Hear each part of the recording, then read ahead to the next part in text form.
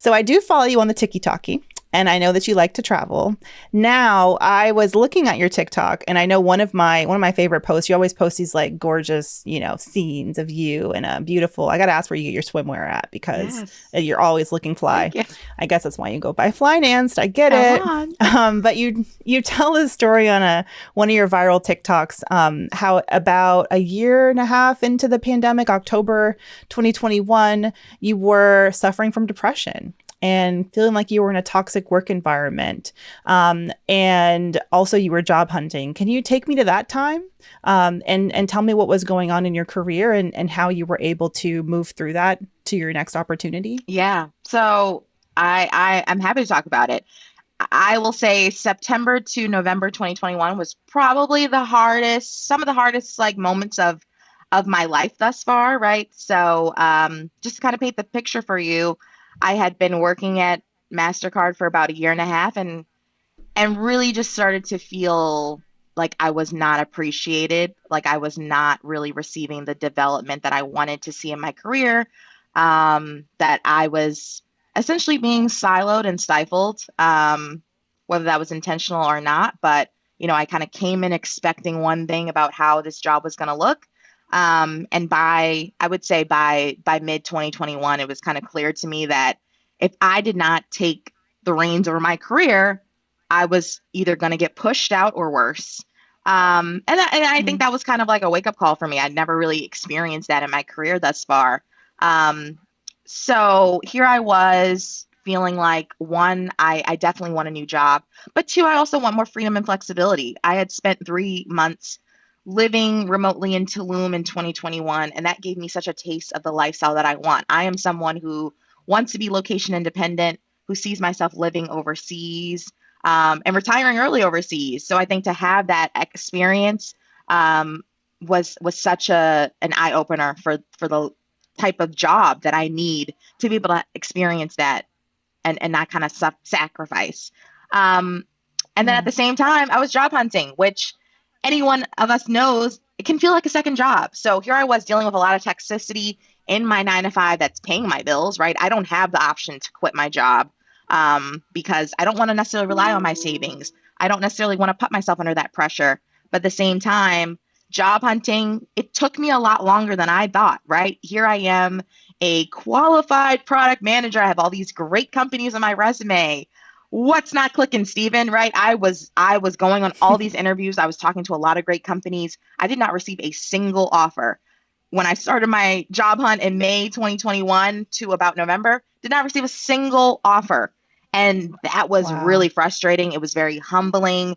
Um, so all of these things are Demoralizing. happening in the same I time. know I know there's people listening right now who are Totally. just in this right Right now, who are now. in it right Right now now. and need to see Cinneah win so Literally. that they feel like they can and win. and and know that you can win, right? Because I knew that I was suffering from depression because I couldn't get out of bed.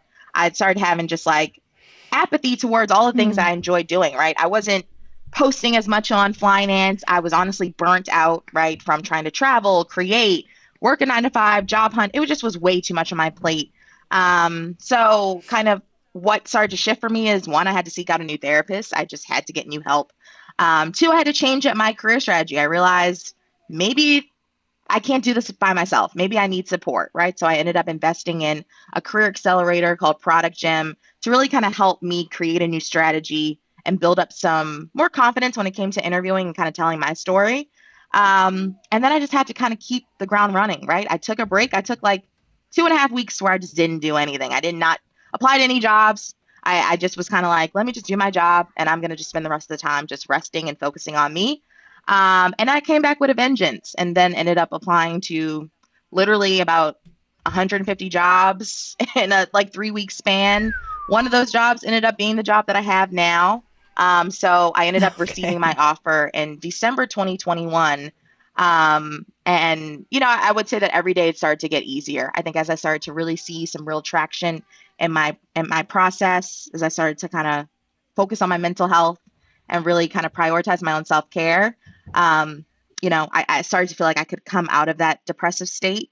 And then I really did win. I ended up getting, I mean, the offer that I accepted in the job that I have now was my dream offer. I know that because I tweeted. I like put out a tweet saying, I am manifesting this. I think I said I wanted like $160,000 fully remote PM job with unlimited PTO and equity. And I got that and then some in the offer that I ended up landing. So, woo, I would say last year was definitely not only a test of my patience and humility, but also a test of my resilience to say, this too shall pass and it's going to get better. And you can rest, but you cannot quit, right? There's so much more that's out there that you're deserving of.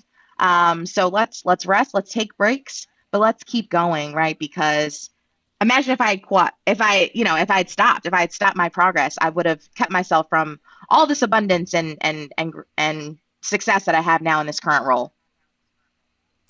Yeah, I think the majority of the clients who gravitate toward me have ended up being women of color in the six-figure range mid-career. And when I tell you, and I have to tell them a lot too, is it's the most challenging, I think, when you are at a certain level in your career to find your next opportunity. And it takes a lot longer. It can, because those opportunities are not, they're fewer and further Yep. between, right? They're also a bit more competitive. And at that point, your standards are higher. So you're not ready. You do have, like you, for example, you wanted something that was fully remote. You want a certain salary Yep. range. So though, it does take time. And I think even adjusting your own expectations for how long this journey may take, and then and there's so many women who I've looked at on the other end of a Zoom call during coaching sessions, and I've said, you have got to take a break, because even I can feel your tired energy, your lethargy, your depression, like it's coming through, and it's hard to sparkle and shine and attract a new opportunity in an interview